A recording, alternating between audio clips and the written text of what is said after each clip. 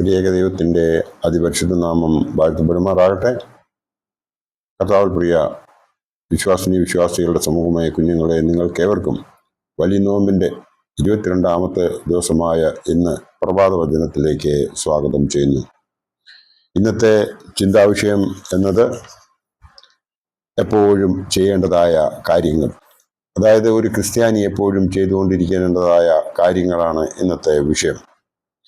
എപ്പോഴും കർത്താവിൻ്റെ മുമ്പിൽ നമ്മെ തന്നെ വയ്ക്കുക, എപ്പോഴും ചെന്ന് പാർക്കാൻ തയ്യാറാകുക, എപ്പോഴും ദൈവത്തെ സ്തുതിക്കുക, എപ്പോഴും പ്രത്യാശിക്കുക, എപ്പോഴും നന്മ ചെയ്യുക, എപ്പോഴും പ്രാർത്ഥനയിൽ പോരാടുക, എപ്പോഴും ക്രിസ്തു മഹിമപ്പെടുക, എപ്പോഴും വായെ പ്രശംസയാൽ നിറയ്ക്കുക, എപ്പോഴും ഉണർന്നും പ്രാർത്ഥിച്ചും കൊണ്ടിരിക്കുക, എപ്പോഴും നീതിയെയും രക്ഷയെയും വർണ്ണിക്കുക, എപ്പോഴും ദൈവ നീതിയെക്കുറിച്ച് സംസാരിക്കുക, എപ്പോഴും വായനാശീലം ഉള്ളവർ ആയിരിക്കുക. അതിൽ ഒന്നാമത്തെ പോയിന്റ് എന്ന് പറയുന്നത് എപ്പോഴും കർത്താവിൻ്റെ മുമ്പിൽ വയ്ക്കുക എന്നുള്ളതാണ്. സങ്കീർത്തനം 16:8. ഞാൻ യഹോവയെ എപ്പോഴും എൻ്റെ മുമ്പിൽ വെച്ചിരിക്കുന്നു, അവൻ എൻ്റെ വലതുഭാഗത്തുള്ളതുകൊണ്ട് ഞാൻ കുലുങ്ങിപ്പോകുകയില്ല.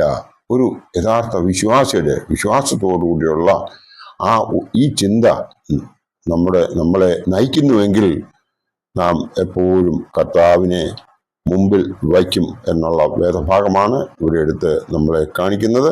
രണ്ടാമത്തത് എപ്പോഴും ചെന്ന് പാർക്കാൻ തയ്യാറാകുക എന്നാണ്. 71 സങ്കീർത്തനം 3 വാക്യത്തിൽ ഇപ്രകാരം പറയുന്നു: ഞാൻ എപ്പോഴും വന്ന് പാർക്കേണ്ടതിന് നീ എനിക്ക് ഉറപ്പുള്ള പാറയായിരിക്കണമേ, എന്നെ രക്ഷിപ്പാൻ നീ കൽപ്പിച്ചിരിക്കുന്നു, നീ എൻ്റെ പാറയും എൻ്റെ കോട്ടയും ആകുന്നുവല്ലോ. മൂന്നാമത്തെ പോയിന്റ് എപ്പോഴും ദൈവത്തെ സ്തുതിക്കുക എന്നുള്ളതാണ്. 71 സങ്കീർത്തനം 6 വാക്യം. ഗർഭം മുതൽ നീ എന്നെ താങ്ങിയിരിക്കുന്നു, എൻ്റെ അമ്മയുടെ ഉദരത്തിൽ നിന്നും എന്നെ എടുത്തവൻ നീ തന്നെ, എൻ്റെ സ്തുതി എപ്പോഴും നിന്നെക്കുറിച്ചാകുന്നു എന്നുള്ളതാണ്. അതായത് നമ്മുടെ ഒരു മനുഷ്യൻ്റെ ബലഹീനത എന്താണെന്നും അവനെ ദൈവം എങ്ങനെയാണ് കൃപാവരങ്ങളിലൂടെ അവനെ അനുഗ്രഹിക്കുന്നതെന്നും കൃത്യമായി മനസ്സിലാക്കിയാൽ ദൈവം എപ്പോഴും ദൈവത്തെ സ്തുതിക്കുന്നവനായിരിക്കും ഒരു യഥാർത്ഥ വിശ്വാസി, യഥാർത്ഥ ക്രിസ്ത്യാനി എന്നുള്ളതിന് യാതൊരു സംശയവും ഉണ്ടാകുകയില്ല. നാലാമത്തെ പോയിന്റ് എപ്പോഴും പ്രത്യാശിക്കുക. സങ്കീർത്തനം 71:14 ഇതിനെക്കുറിച്ച് പറയുന്നു: ഞാനോ എപ്പോഴും പ്രത്യാശിക്കും, ഞാൻ മേൽക്കുമേൽ നിന്നെ സ്തുതിക്കും എന്നാണ് ഇവിടെ പറയുന്നത്. എപ്പോഴും പ്രത്യാശിക്കണമെങ്കിൽ നല്ല ഒരു ഉറച്ച വിശ്വാസമുള്ളവരായിരിക്കണം നാം ഓരോരുത്തരും. എപ്പോഴും നന്മ ചെയ്യുക എന്നാണ് ഇവിടെ പറയുന്നത്. എപ്പോഴും നന്മ ചെയ്യണമെന്നുണ്ടെങ്കിൽ നമ്മളുടെ മനസ്സ് ശുദ്ധമായിരിക്കണം എന്നാണ് ഇവിടെ പരിശുദ്ധനായ പൗലോസ്ലീഹ നമ്മെ ഉദ്ബോധിപ്പിക്കുന്നത്. പരിശുദ്ധനായ പൗലോസ്ലീഹ തെസ്സലോനിക്കർക്ക് ലേഖനം 5:15 വാക്യത്തിൽ ഇപ്രകാരം പറയുന്നു: ആരും തിന്മയ്ക്ക് പകരം തിന്മ ചെയ്യാതെ ഇരിപ്പാൻ നോക്കുവീൻ, തമ്മിലും എല്ലാവരോടും എപ്പോഴും നന്മ ചെയ്തുകൊണ്ടിരിപ്പീൻ എന്നാണ് ഇവിടെ പറയുന്നത്. ആറാമത്തെ പോയിന്റാണ് എപ്പോഴും പ്രാർത്ഥനയിൽ പോരാടുക.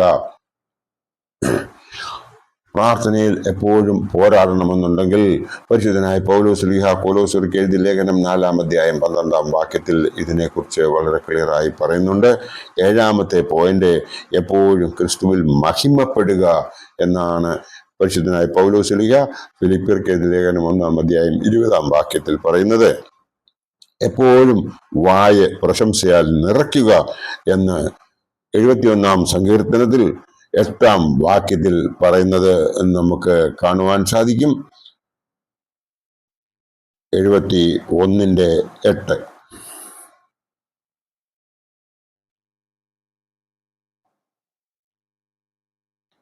എൻ്റെ വായെ നിന്റെ സ്തുതി കൊണ്ട് ഇടവിടാതെ നിന്നെ പ്രശംസ കൊണ്ടും നിറച്ചിരിക്കുന്നു.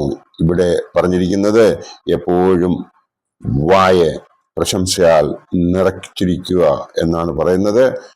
എൻ്റെ വായ നിന്റെ സ്തുതി കൊണ്ടും ഇടപെടാതെ നിന്റെ പ്രശംസ കൊണ്ടും നിറച്ചിരിക്കുന്നു.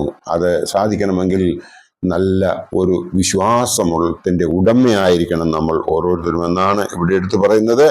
9-ാമത്തെ പോയിന്റ്, എപ്പോഴും ഉണർന്നും പ്രാർത്ഥിച്ചും കൊണ്ടിരിപ്പീൻ എന്നാണ് പറയുന്നത്.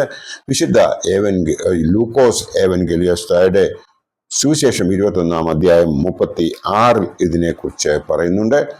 എപ്പോഴും നീതിയെയും രക്ഷയെയും വർണ്ണിക്കുക എന്നാണ് 10-ാമത്തെ പോയിന്റ്. നീതിയെയും രക്ഷയെയും വർണ്ണിക്കണമെന്നുണ്ടെങ്കിൽ അതിനു വേണ്ടിയിട്ട് 71-ാം സങ്കീർത്തനം 15-ാം വാക്യം നമുക്ക് ഒന്ന് നോക്കാം. എൻ്റെ വായ ഇടപെടാതെ നിന്റെ നീതിയെയും രക്ഷയെയും വർണ്ണിക്കും, അവയുടെ സംഖ്യ എനിക്ക് അറിഞ്ഞുകൂടാ എന്നാണ് പറയുന്നത്. അതായത് എപ്പോഴും നീതിയെയും രക്ഷയെയും വർണ്ണിക്കണമെങ്കിൽ എണ്ണമില്ലാത്ത രീതിയിൽ അവൻ്റെ കൃപാവരങ്ങളെക്കുറിച്ച് ഓർത്ത്, അവൻ്റെ രക്ഷയെക്കുറിച്ച് ഓർത്ത് നാം അതിനെ വർണ്ണിക്കുകയാണ് ചെയ്യേണ്ടത്. അതിനാണ് ഈ വേദഭാഗം നാം നോക്കേണ്ടത്. 11-ാമത്തെ പോയിന്റ്, എപ്പോഴും ദൈവനീതിയെക്കുറിച്ച് സംസാരിക്കുക എന്നാണ് പറയുന്നത്.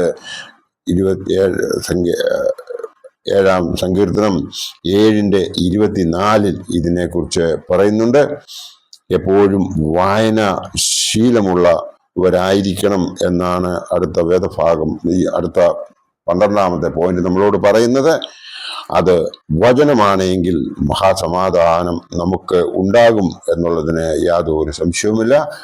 119-ാം സങ്കീർത്തനം 165-ാം വാക്യത്തിൽ പറയുന്നത് ഇപ്രകാരമാണ്: നിന്റെ ന്യായപ്രമാണത്തോട് പ്രിയമുള്ളവർക്ക് മഹാസമാധാനം ഉണ്ട് എന്നാണ് പറയുന്നത്. അവർക്ക് വീഴ്ചയ്ക്ക് സംഗതി ഏതുമില്ല. അതായത് വചനത്തെ മുറുകെ പിടിച്ച് നെഞ്ചോട് ചേർക്കുന്ന ഒരു വിശ്വാസിക്ക് ഒരിക്കലും വീഴ്ച വരില്ല എന്നാണ് ഇവിടെ സങ്കീർത്തനക്കാരൻ പറയുന്നത്.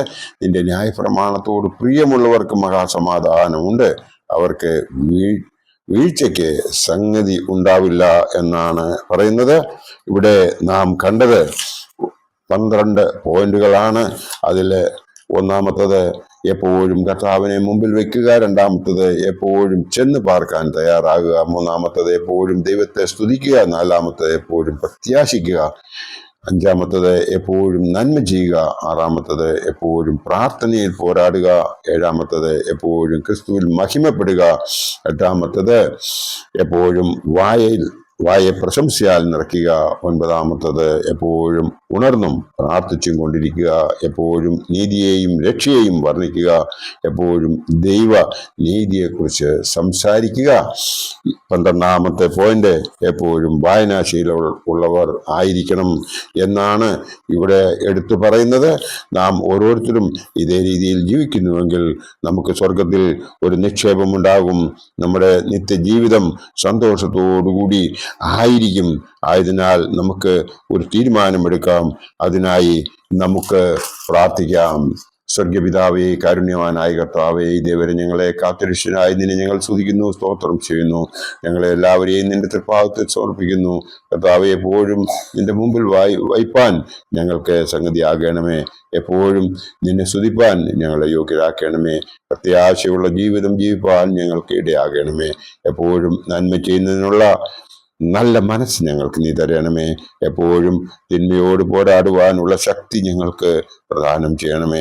എപ്പോഴും പ്രാർത്ഥിക്കുവാനുള്ള കഴിവും ഞങ്ങൾക്ക് നൽകണമേ. എപ്പോഴും നീതിയെയും രക്ഷയെയും കുറിച്ച് ചിന്തിപ്പാൻ ഞങ്ങൾക്ക് സുബോധമുള്ള മനസ്സ് നൽകണമേ. ഞങ്ങളുടെ ഈ എളിയ പ്രാർത്ഥന രാജാവും നബിയുമായ ദാവീദിന്റെ പ്രാർത്ഥനകളെ സ്വീകരിച്ചതുപോലെ നീ കൈക്കൊള്ളണമേ. ഞങ്ങളെല്ലാവരും ചേർന്ന് നിനക്കും നിന്റെ പിതാവിനും പരിശുദ്ധ റൂഹായിക്കും സ്തുതിയും സ്തോത്രവും അർപ്പിക്കുന്നു. ആമീൻ. ഇതേവരെ എന്നെ ശ്രമിച്ച നിങ്ങളെ എല്ലാവരെയും ദൈവം അനുഗ്രഹിക്കട്ടെ. ഈ വലിയ നോയമ്പിൻ്റെ 22-ാമത്തെ ദിവസമായ ഇന്ന് ദൈവം നമ്മളെ എല്ലാവരെയും അനുഗ്രഹിക്കണമെങ്കിൽ നമ്മുടെ ചിന്തകളെ ഒന്ന് മാറ്റി മറിക്കേണ്ടതുണ്ട്. അതിനായി ദൈവം നമ്മളെ എല്ലാവരെയും അനുഗ്രഹിക്കട്ടെ എന്ന് ഒരിക്കൽ കൂടി പ്രാർത്ഥിച്ചുകൊണ്ട് എൻ്റെ വാക്കുകൾ ഇവിടെ ഉപസംഹരിക്കുന്നു. നന്ദി, നമസ്കാരം.